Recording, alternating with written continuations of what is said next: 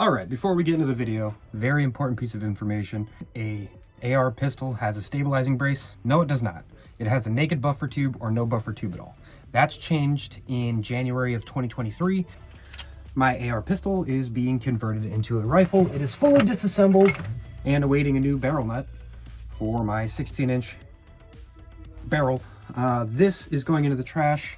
You gotta file a Form 1 and submit it as an SBR. A lot of videos on that. Go check those out. Enjoy the video. This is your basic rundown and vocabulary visual guide to what goes into an AR platform pistol or rifle. They all kind of have the same parts, minus a few subtle differences.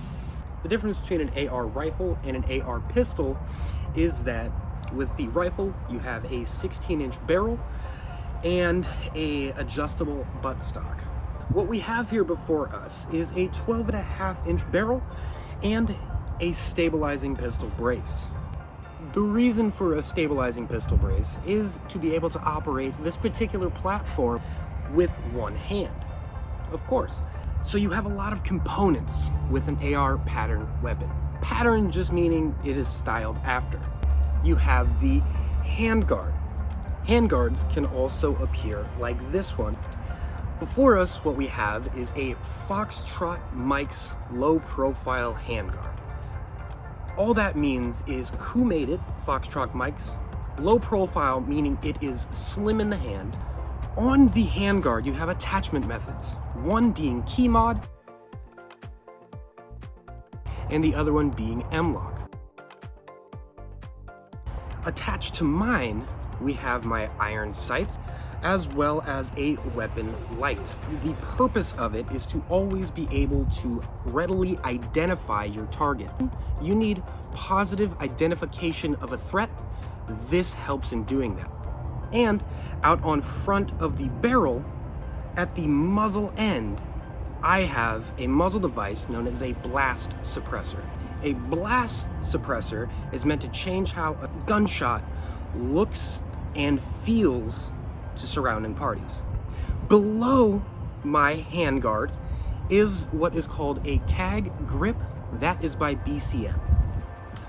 I don't know what the K stands for, but the A and G stand for angled grip.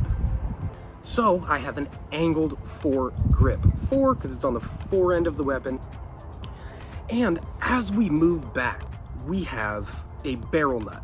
A barrel nut holds the barrel to the upper receiver and is also how the rail attaches to the weapon.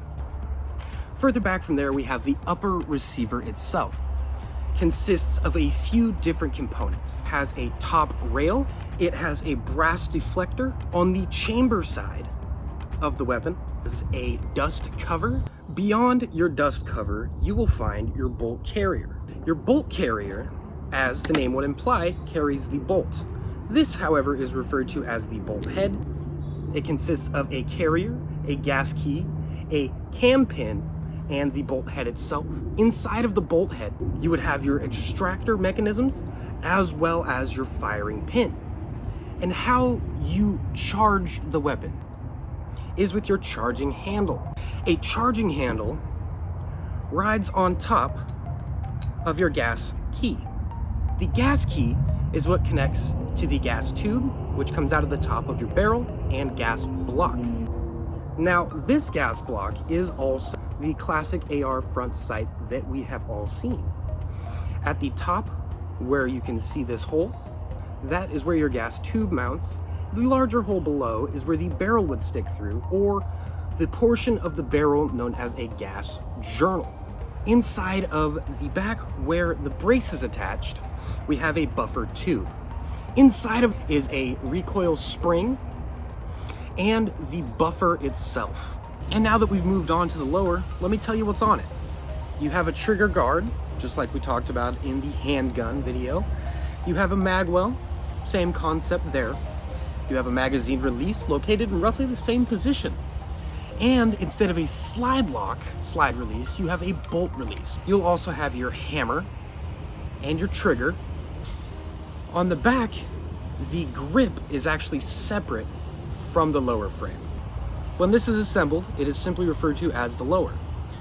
When this is assembled, it is simply referred to as the upper. How to take the two apart is by taking out these takedown pins to go into the kind of tools you would need in order to assemble or service one of these weapons.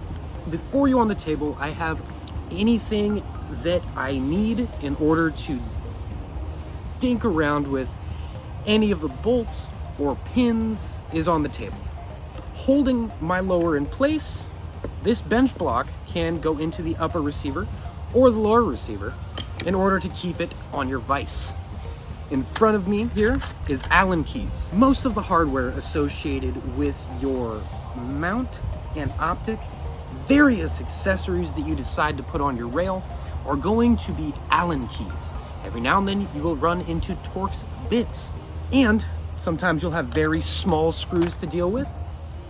Then, for the thing like the barrel nut, or this little doohickey here, which is the castle nut, which attaches to the receiver extension plate, you need one of these.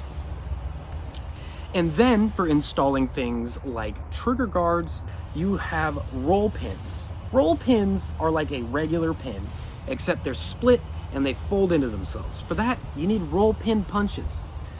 And then something like this, which is known as a bench block. So when you're banging out your pins with your punch set,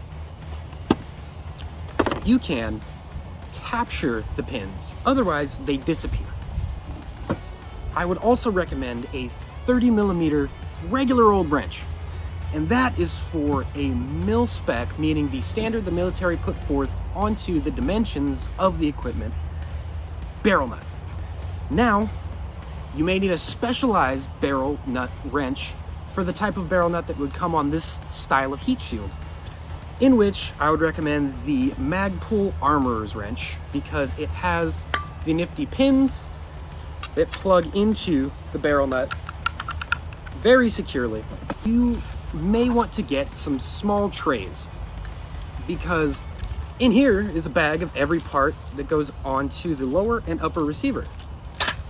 Without a little tray, it may be difficult to locate and find and keep close those little tiny items. But bear in mind, I am not a gunsmith.